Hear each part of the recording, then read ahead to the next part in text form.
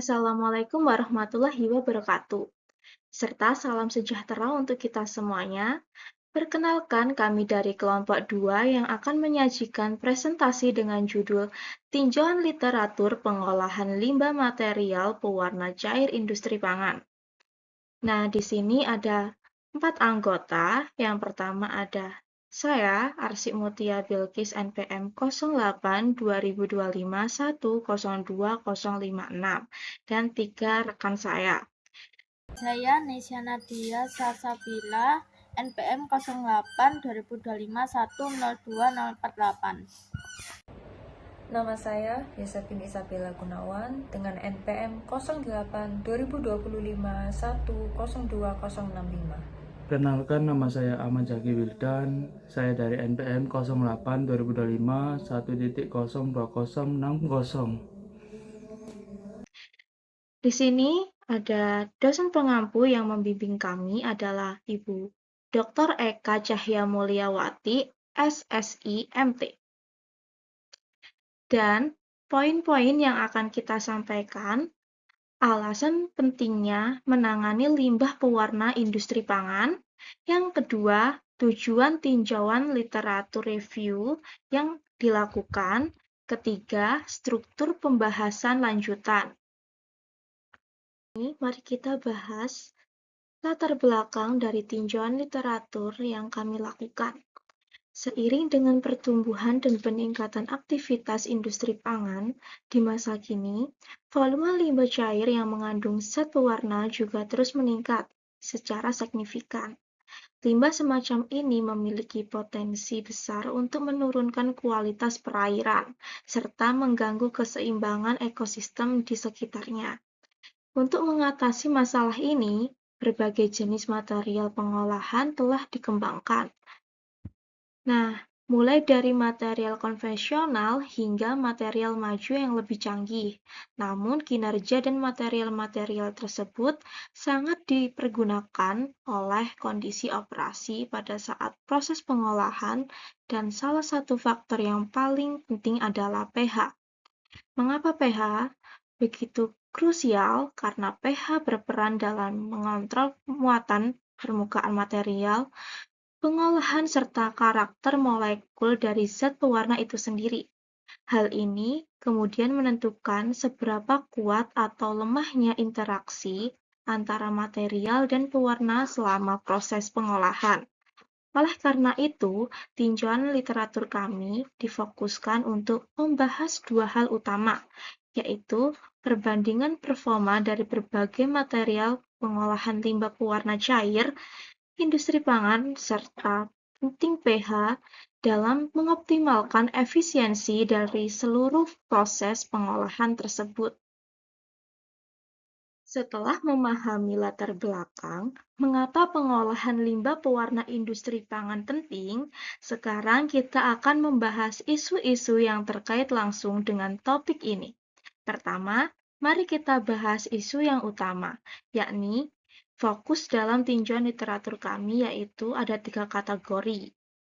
Nah, yang pertama ada adsorben berbasis karbon. Adsorben berbasis karbon seperti karbon aktif yang sudah dikenal lama menjadi pilihan utama karena memiliki struktur pori yang luas dan luas permukaannya yang besar, sehingga mampu menarik molekul pewarna dengan baik. Selanjutnya ada biomasa. Biomasa adalah material yang berasal dari makhluk hidup atau hasil sisa aktivitas seperti kayu, sekam padi, kulit buah, atau dedaunan. Keunggulannya adalah ramah lingkungan dan harganya relatif murah, karena bisa dimanfaatkan dari limbah pertanian atau perkebunan. Dan yang ketiga ada polimer. Adsorben berbasis polimer adalah material sintetis yang dirancang khusus dengan struktur kimia yang bisa disesuaikan untuk menangkap jenis pewarna tertentu. Keunggulannya adalah spesifisitas yang tinggi dan kemampuan untuk bekerja pada rentang pH yang lebih luas.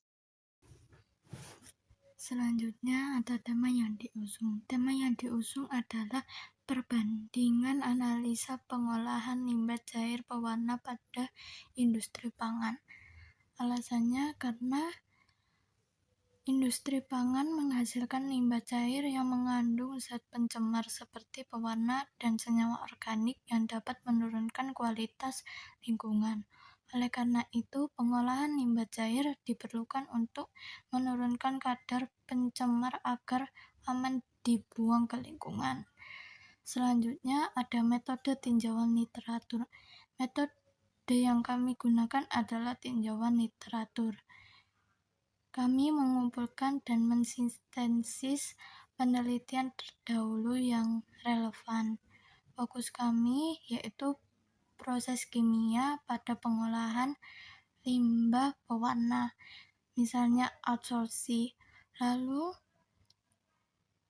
membandingkan data efisiensi, pH, dan parameter pendukung lainnya seperti luas permukaan dan kapasitas. Kami juga menganalisa 32 jurnal yang diterbitkan pada tahun 2022 sampai 2025. 32 jurnal ini didapat dari Science Direct, Springer, dan SciSpeech. Baik, selanjutnya yaitu cara kerja adsorpsi. Pengolahan terjadi lewat adsorpsi, yaitu pewarna menempel di permukaan material. Dan kuat lemahnya itu dipengaruhi oleh pori atau las permukaan, ditambah oleh gugus fungsional, yaitu tempat dan gaya nempel. Jadi secara sederhana, banyak material itu bekerja lewat adsorpsi. Molekul pewarna itu menempel pada permukaan material. Dan efektivitasnya itu ditentukan oleh kesesuaian interaksi, misalnya seperti interaksi elektrostatik, ikatan hidrogen, dan lain-lain. Lalu, kenapa pH itu berpengaruh? Yang pertama, pH mengubah muatan permukaan adsorben, protonasi atau deprotonasi. Yang kedua, pH juga bisa mengubah bentuk ion pewarna. Dan yang ketiga, akibatnya interaksi adsorben pewarna itu bisa makin tarik atau makin tolak, sehingga efisiensinya itu nanti bisa naik atau turun. Nah, pH itu berpengaruh besar karena pH itu mengatur muatan permukaan material dan bentuk ion dari pewarna, sehingga bisa memperkuat atau melemahkan interaksi tersebut. Jadi penjelasan mudahnya itu seperti ini ya, di pH rendah atau asam, ion H+ tinggi, itu ke permukaan material bisa terprotonasi, sehingga muatan bisa berubah. Lalu, efisiensi itu bisa meningkat atau menurun, tergantung jenis pewarnanya. Dan di pH tinggi atau basa, ion OH- tinggi, itu bisa terjadi kompetisi ion, perubahan muatan, pembentukan kompleks, atau presipitasi. Jadi, kondisi reaksinya itu memang berbeda. Untuk hasil utama, yang pertama ada limbah pewarna cair dari industri pangan merupakan pencemar utama perairan karena bersifat stabil, sulit terdegradasi dan peristem. Poin yang kedua, limbah ini berkontribusi signifikan terhadap peningkatan warna, chemical oxygen demand (COD) dan biological oxygen demand (BOD) pada badan air. Poin yang ketiga, metode pengolahan konvensional seperti koagulasi, flokulasi, dan proses biologis kurang efektif dalam menangani pewarna non-biodegradable. Poin yang keempat, teknologi alternatif yang banyak dikembangkan untuk meningkatkan efisiensi pengolahan limbah pewarna cair. Slide kedua, ada potensi. Potensi adalah kemampuan, peluang, atau kemungkinan yang dimiliki oleh suatu objek, metode, atau sistem untuk berkembang, dimanfaatkan atau memberikan manfaat yang lebih besar di masa depan, meskipun belum sepenuhnya terrealisasi pada kondisi saat ini. Untuk tantangan, poin 1, stabilitas dan sifat non-biodegradable pewarna sintesis menyulitkan proses degradasi secara alami maupun biologis. Untuk poin yang kedua, efektivitas metode konvensional yang terbatas, terutama terhadap pewarna kompleks, menyebabkan penurunan kinerja pengolahan limbah. Poin yang ketiga, biaya produksi dan regenerasi absorben berkinerja tinggi, misalnya MOS, masih relatif mahal untuk aplikasi skala industri.